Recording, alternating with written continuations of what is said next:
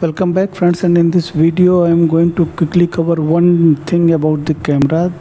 Means if your camera flash is not getting on automatically, what you need to do at that time I am going to cover in this video. And if you are new to the channel, please consider to subscribe this channel if you like this video. So not wasting much of your time, we'll go to the camera, and here this is the normal view. You will see that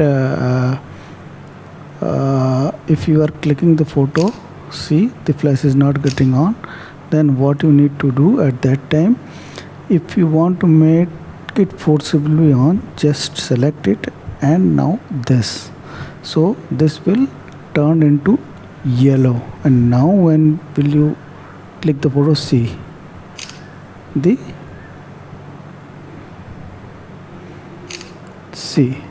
flash is now turning on. So this is how you can make your flash on if it is not getting on automatically while clicking